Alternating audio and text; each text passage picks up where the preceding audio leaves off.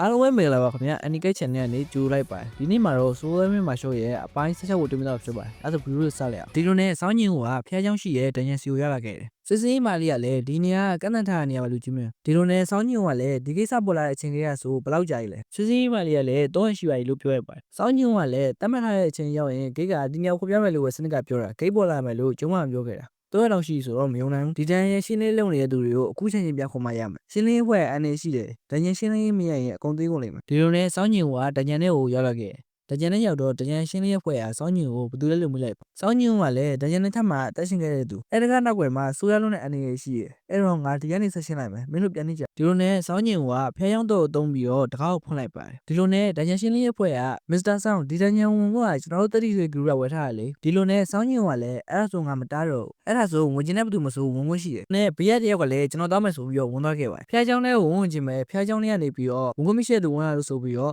ရုပ်ထုကနေပြီးတော့ဓာတ်နဲ့ထားခုတ်ပါတယ်ဒီလိုနဲ့စောင်းညင်ကနေပြီးတော့ဂုတ်ဆွဲပြီးတော့ကဲလဲရပါတယ်အထက်မှာအဲ့ဒါထဲအများကြီးပိုးရှိအောင်ပါအထက်ကိုစွန်းသားဝဝင်ကျင်တဲ့သူရှိသေးလားအကုန်လုံးနားထောင်မင်းတို့ဒီတညာထွက်ပြီးအစည်းအရုံးကိုဆွဲဆွဲစေခြင်းနဲ့သူတို့ကိုဒဏ်ရနဲ့ထက်ပေါ်လာရဲလို့ပြောလိုက်ပါဒီလိုနဲ့စောင်းရင်ကနေပြီးတော့ဖျားချောင်းတဲ့ကိုဝင်တော့ခဲ့ပါတယ်နောက်ဆုံးတော့ငါပြန်လာပြီဒါပေမဲ့အကုန်လုံးမတူတော့ဘူးနောက်ပြီးအဲ့ဒါကိုငါအယိုးရခံစားလို့ရဒီရုပ်ထုတွေကတားရဲရောတတ်မရောမို့ဒီခန်းထဲကနေပြီးတော့မန်နထုံနေရတခုတည်းပဲအဲ့တော့ထင်းရှုံနေတဲ့သူကမင်းပေါ့မစ်ဆက်ပြီးပါဇက်ပိတ်နေဦးမှာလားမင်းငါမေးခွန်းကိုပြန်ဖြေတဲ့လို့မထင်ဘူးလားရုပ်ထုကလည်းမင်းနောက်ဆုံးတော့ဒီရောက်လာပြီဘောဆိုကပြုံးပြုံးလေးပြောရပါတယ်ဒီလိုနဲ့မစ္စတာဝီဂျင်ချော့စီဖုန်းဝင်လာခဲ့ပါတယ်ကိုတိုလောကမင်းစာပလူကိုတိုက်ခတ်ခံရတဲ့ကြောင်မှတ်မိသေးလားဟုတ်ဆိုကျွန်တော်တို့အခုတင်ပြကြရလို့တွားကြည့်တဲ့နဲ့ထင်တယ်ကြီးမားဖြစ်တဲ့ပုံမပေါ်ပေမဲ့ကျောင်းဝန်းထဲမှာဂိတ်ပေါ်လာပြီးနောက်ပိုင်းအထက်မှာဒဇင်နှစ်ဆက်ရှာတွေ့ပါနောက်ပြီးအိုက်တန်ရတဲ့ထက်ကိုစောင်းညင်ဝင်သွားပါတယ်အဲ့မှာတော့ကျောက်ကနေပြီးတော့ကြောက်ပြားကြီးကိုခွဲလိုက်လို့စောင်းညင်ကအဲ့ကျက်ပြားကြီးကိုဖျက်လိုက်လို့ရပါမလားအဲ့ဒီပညတ်တော်တွေကဘာအတိတ်မှမရှိဘူးထင်တယ်ကျောက်တို့ကလည်းသူတို့ကအတိတ်ပဲရှိရပေါ့ဒါပေမဲ့အခုတော့အရေးမကြီးတော့ပါဘူးစောင်းညင်ကလည်းငါ့ကိုခေါ်လိုက်တာမင်းလားမင်းကမောသားရဲ့လားကျောက်ကလည်းမင်းမေးရမှားနေ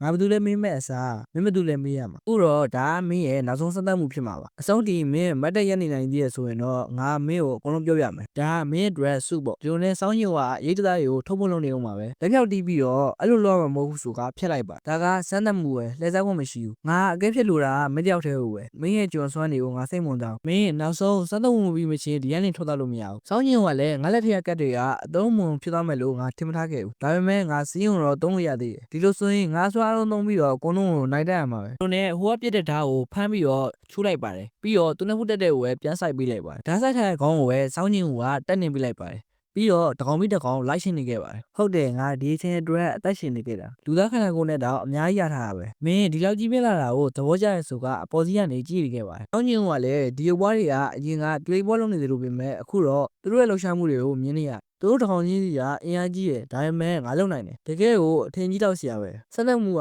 အဆုံးသတ်ဖို့စောလုံးသေးတယ်ဒီလိုနဲ့ရုပ်ထုကြီးကိုထားခိုင်းပြီးတော့အခုကတော့နဖေကိုကူးကရမယ့်ချိန်ပဲလို့ပြောရပါတယ်အဆုံးထိကြည့်ပြီးတဲ့တောက်ချင်းတွေကိုကျေးဇူးတင်ပါတယ်ခင်ဗျာအားလုံးပဲဘိုင်ဘိုင်